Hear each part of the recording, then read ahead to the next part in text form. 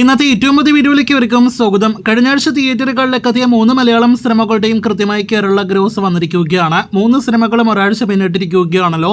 പടക്കളം, circuit എന്നീ സിനിമകൾ 8 ദിവസങ്ങൾ പിന്നിട്ടപ്പോൾ പ്രിൻസ് 7 ദിവസങ്ങൾ തിയേറ്ററുകളിൽ പിന്നിട്ടിരിക്കുന്നു.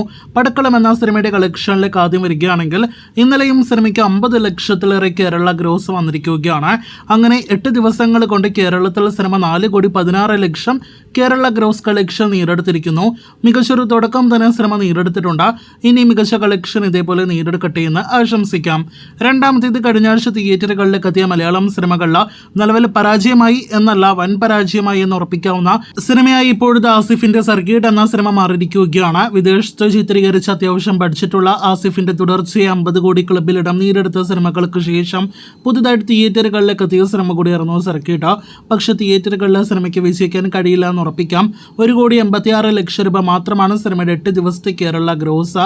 സിനിമയുടെ ഫൈനൽ കേരള ഷെയർ ഇങ്ങനെ പോകുകയാണെങ്കിൽ 1 കോടി രൂപ പോലും എത്തില്ല എന്നാണ് നാം മനസ്സിലാക്കുന്നത്. എന്നാലും ഇത്ര വേഗം ആസിഫിന്റെ സ്റ്റാർഡം എവിടെ പോയി എന്നത് ചോദ്യചിഹ്നം തന്നെയാണ്. നല്ല അഭിപ്രായങ്ങൾ ലഭ്യമായി ഇമോഷണൽ ഫാമിലി ഡ്രാമ സിനിമ കൂടിയായിരുന്നു സർക്കിട്ട്.